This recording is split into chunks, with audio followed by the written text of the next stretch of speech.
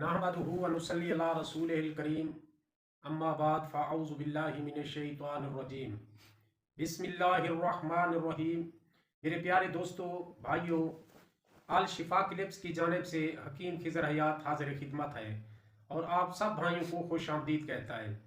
इससे पहले कि हम वीडियो की तरफ चलें, आप सब भाइयों से इल्तमास है कि आप अपने चैनल अल शिफा क्लिप्स को सब्सक्राइब करें ताकि हर नई आने वाली वीडियो आप तक आसानी से पहुंच सके।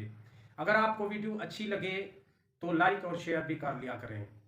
तो मेरे दोस्तों, आज मैं जो आपको नुस्खा बताना चाहता हूं वो कुव्वत बाह का है। बहुत ही आसान है, इसमें रिजल्ट 100% मिलेगा इंशाअल्लाह और बनाने में भी बहुत ही आसानी होगी। इसमें सबसे जो अहम काम है वो आपको जुज़ जो है इसकी अशिया जो है वो बिल्कुल खालिस मिलनी चाहिए और एक्सपायरी ना हो। तो चलिए अब हम अपने नुस्खे की तरफ चलते हैं। मर्दाना ताकत के लिए इससे बेहतरीन और कोई नुस्खा नहीं। ये रिजल्ट भी देता है और इसमें कोई साइड इफेक्ट भी नहीं है। इसमें सबसे पहले आपने 1 तोला शंकरा फरूमी ले लेनी है, वो बिल्कुल खालिस और अच्छी हो। इसके अलावा आपने 5 किलो जो मच्छी होती है, मछली डंभरा, वो ले लें।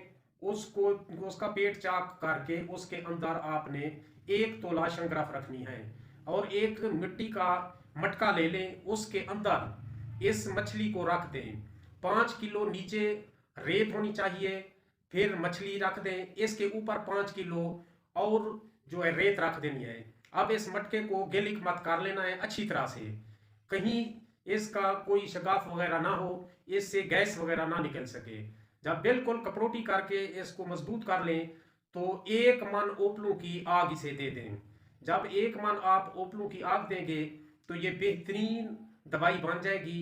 अब इसको 12 घंटे के बाद खोलना है, यानी 3 पहर का एक होता है पहर, 3 पहर के बाद इसे खोलना है। 12 घंटे हो जाएंगे तो इसे खोलकर अब इसे 10 दिन के बाद इस्तेमाल करना है, 1 दिन का मक्खन या बलाई के साथ। ये तकरीबन वक्फा जो है 3 दिन का लाजमी हो। 1 दिन इस्तेमाल करें और 3 दिन वक्फा करके फिर 1 दिन का इस्तेमाल करना है। ये ज़्यादा से ज़्यादा आपने 3 खुराकें या हद 4 खुराकें इस्तेमाल करनी है। इंशाल्लाह इससे जो कुव्वत बाह है बिल्कुल ठीक हो जाएगी और आप तंदुरुस्त हो जाएंगे। तो अगली वीडियो तक खुदा हाफिज। चलिए, अस्सलाम वालेकुम।